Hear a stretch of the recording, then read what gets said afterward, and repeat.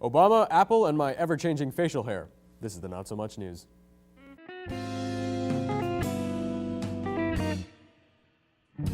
Welcome back, everyone, to the second episode of the Not So Much News on RUtv. I'm your host, Anand Ram, and wow, what a whirlwind season it's been. It's like it was just last week that I was shooting an episode dressing like a McDonald's manager. And now a beard and a studio? Ah, the years.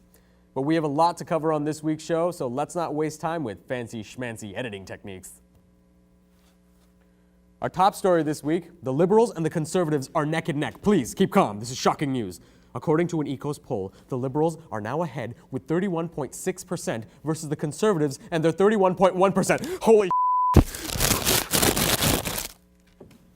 Sorry, I get a little excited about Canadian politics.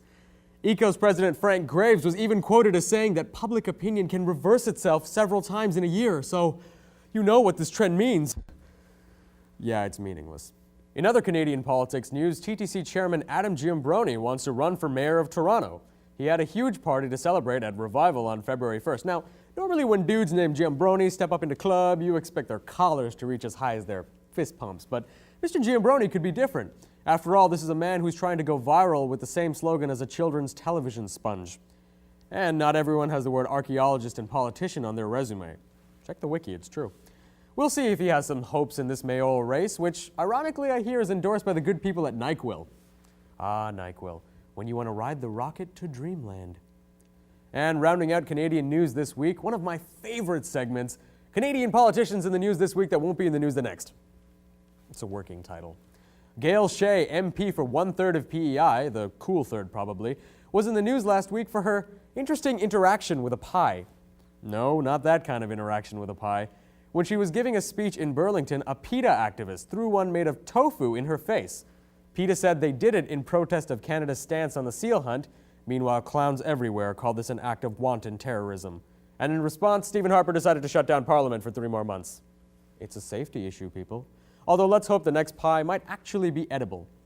Another politician you won't ever hear from again is TJ Burke, member of the New Brunswick Legislative Assembly. In railing against the Conservatives this week, he performed American Idol legend Larry Platt's Pants on the Ground.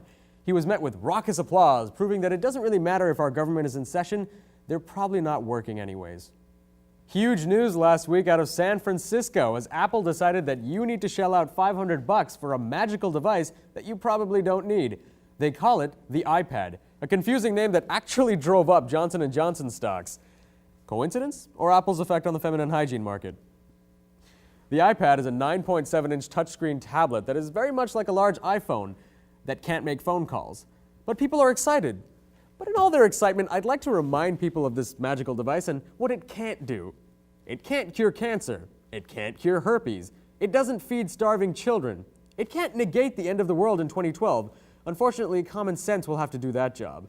It can't make CBC shows have better taglines. It can't block tofu pie attacks. And finally, it can't reunite you with your estranged father and make him love you, resulting in that game of catch that you've been waiting for ever since he left to go to the store. But remember, even if it could do those things, there's no multitasking. So you gotta choose, no herp or no daddy. In addition to Steve Jobs' announcement of the Moses tablet, there was some more news out of the U.S. as President Barack Obama delivered his State of the Union address. Yes, it's that time of year where for one night, there's more skin-on-skin action than on the internet. I'm talking about clapping, people. Keep your minds clean. Obama was in top form as usual as he hated on banks and promised gay people their right into the army. And we know they'll get their chance because he also promised that U.S. combat troops will be pulling out of Iraq by the end of August of 2030.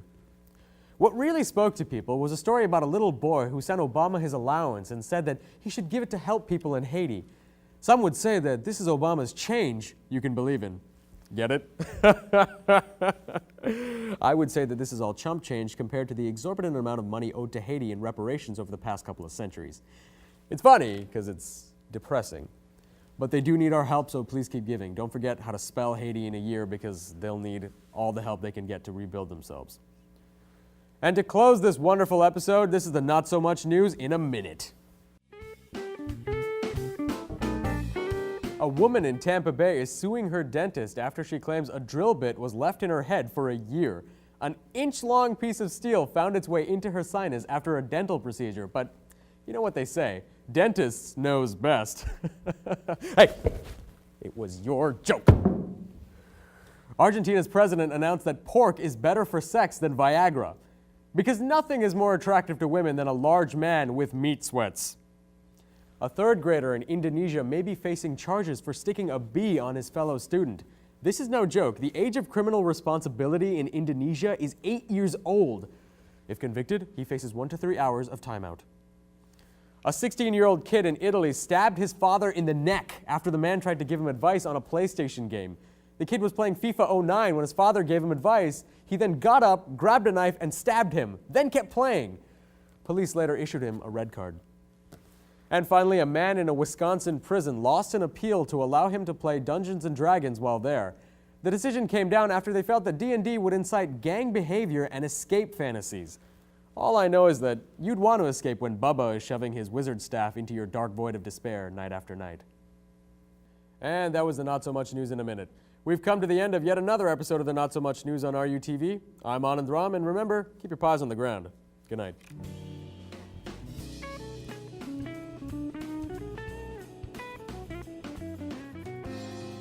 That was a good shoe throw.